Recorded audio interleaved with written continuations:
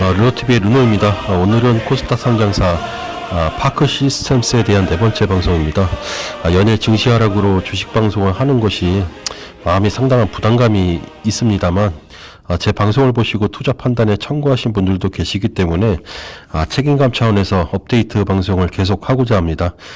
시청자분들 중에서 이제 낚시 영상을 보고 싶으셔서 구독하고 계신 분들도 계신데 양해 부탁드리겠습니다. 그럼 방송 시작하도록 하겠습니다.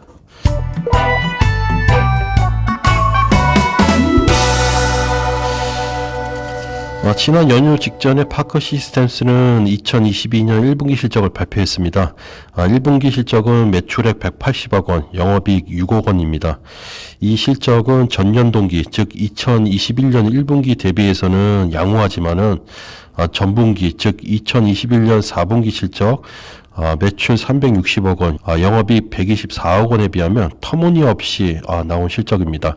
파크 시스템스에 대한 이제 회사 내용을 잘 모르시는 분들 입장에서는 어떻게 본다면은 어닝 쇼크로 볼 수도 있다고 봅니다. 특히 이제 2022년 연초에 여러 자료 언론을 통해서 파크 시스템스가 최대 수주를 달성하고 있다고 보도돼서 시장의 기대감은 상당히 높았는데 그에 비하면 초라한 실적이 아니라고 볼 수 없습니다. 그렇다면 왜 이렇게 매출과 이익이 시장 기대치보다도 낮아졌는지에 대해서 한번 살펴보도록 하겠습니다.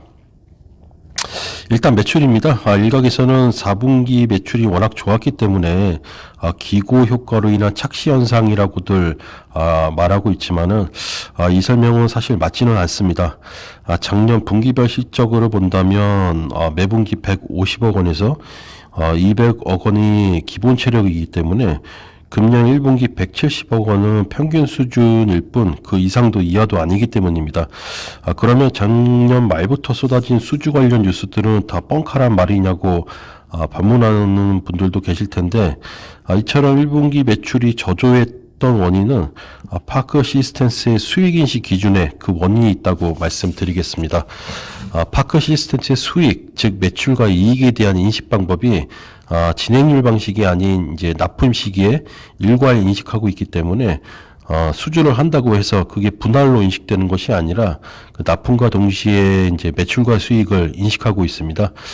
지금 보시는 화면이 이제 IFRS 회계기준서인데 새로운 회계기준에 의하면 수익인식 시기는 고객이 재화를 통지하게 될 때, 다시 말해서 납품을 받으면은 수익을 인식해야 한다고 제시하고 있고 파크 시스템스도 그 기준을 따르고 있습니다. 따라서 금년 1분기 실적이 저조했던 원인도 여기에 있습니다.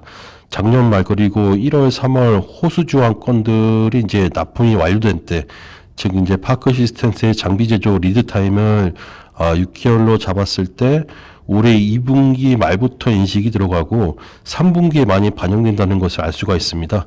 결론적으로 말씀드리면 1분기 실적은 시장 기대치보다도 저조했기는 했지만 2, 3분기에 좋아지는 것은 기정사실이다.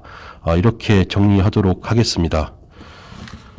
다음은 영업이익 부분입니다. 1분기 영업이익 6억 원. 참 깝깝합니다. 시장의 기대감은 1분기 비수기를 반영을 해서 40억 원 이상은 나와주기를 바랬는데 너무나도 기대 이하의 실적이 나왔습니다. 그 원인은 앞서 말씀드렸지만 수익인식 방법이 이제 진행률이 아니기 때문이고 이제 이익단에서 가장 큰 원인은 주식 보상비용 반영이었습니다. 잘 아시겠지만 지난 2월에 회사는 2020년에 발행한 전환사채에 대한 콜옵션을 행사를 했고요.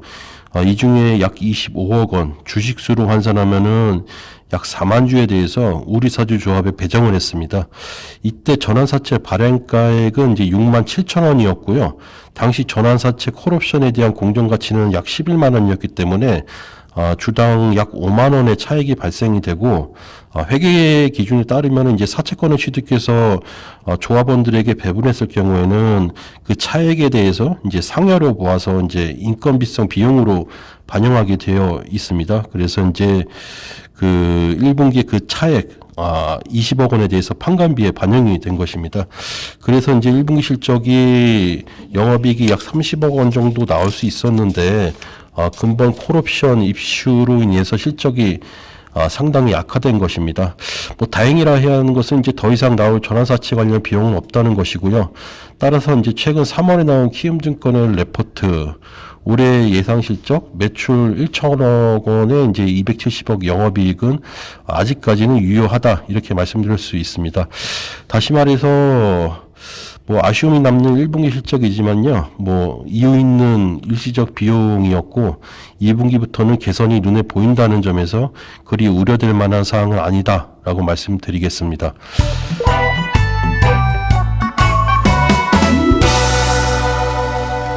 일각에서는 파크 시스템스의 주가가 이렇게 하락하는 것이 작년 초에 행사된 전환사채 1차 물량이 시장에 출회되고 있는 것은 아니냐라고 묻는 분들도 계십니다.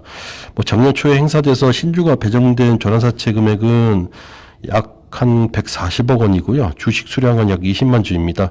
하지만 제가 파악하고 있는 바로는 이 물량의 25%는 신한금융지주에서 투자를 했고요. 나머지는 일반 기업들이 투자한 것으로 알고 있는데 작년 말 기준으로 신한금융지주는 아직 매도를 하지 않았고요.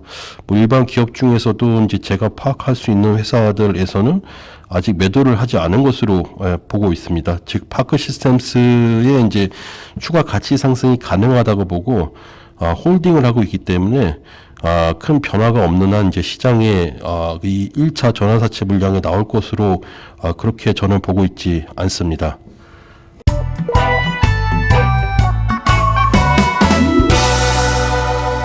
지난 방송에서 제가 파크 시스템스는 외국인 지분율에 따라서 주가가 변동된다고 말씀드렸습니다. 지금 차트를 보시면 역시나 거의 비례해서 움직이고 있습니다. 외국인 지분율은 지난해 말 24%에서 현재 22%까지 약 2%가 빠진 상황입니다. 하지만 이제 현재 외국인들의 셀코리아 현상이 심화되고 있는 와중에서 파크 시스템스의 외국인 이탈은 그 명함도 못 끊을 정도로 미약한 정도입니다. 한국거래소에 따르면 이제 유가증권 시장에서 외국인 지분율은 현재 31%를 기록 중이고 이는 2009년 이후에 가장 낮은 수치라고 합니다. 외국인 이탈의 가장 큰 원인은 원달러 강세의 그 답이 있습니다.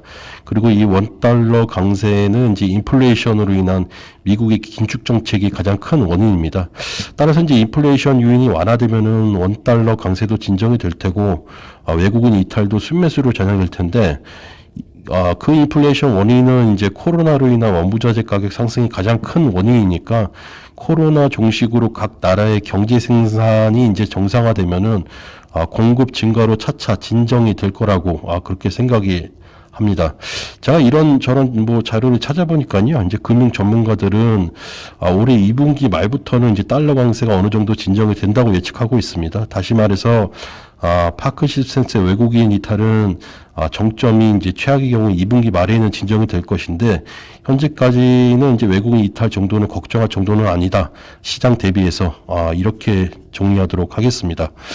다음은 이제 기술적 분석으로 주봉 차트를 열어보겠습니다. 사실 이제 차트상 전저점 9만 원 후반대까지는 하방이 열려 있습니다. 그리고 반등을 하더라도 12만 원이 강력한 저항선이 되고 있습니다. 결국은 실적 개선으로 인한 기관 투자자 유입으로 강한 반등이 나와야 되는데 2분기부터는 수익 인식이 폭발적일 수 있다는 기대감은 있는 반면에 아직 우리 시장은 이제 혼란 속에 있기 때문에 그 가능성은 점차 뭐 솔직히 낮아지고 있습니다. 하지만은 내일 취임하는 이제 윤석열 정부에 대한 기대감과 지방정부 선거가 끝나면은 우리 주식시장에 대한 이제 다른 나라보다 반등 요인으로 작용되지 않을까 그렇게 기대감을 가져봅니다. 뭐 너는 자꾸 왜 기대감만 가지냐고 질책하시는 분들도 계실 텐데 뭐 나와야 할 악재는 지금 모두 나온 상황입니다. 여기에 이제 러시아 핵전쟁 확산만 없다면은 더 이상 큰 악재는 없으리라 생각되고 뭐 이렇게 어려운 상황일수록 작은 희망의 불씨는 곧 반등의 부채질이 될 수 있기 때문에 기대감을 갖는 것도 나쁘지 않다고 저는 그렇게 생각합니다. 여기까지가 제가 오늘 준비한 방송입니다. 참 어려운 시국입니다. 주식 투자를 오래 했지만 이렇게 지지부진하게 진을 빼는 폭락장은 겪어보지 못했습니다. 하지만 이 또한 지나가리라는 경험처럼 뭐 또 수개월 또는 몇 년이 지나면은 고생이었지만은 이제 옛 추억으로 회상되리라 그렇게 생각합니다.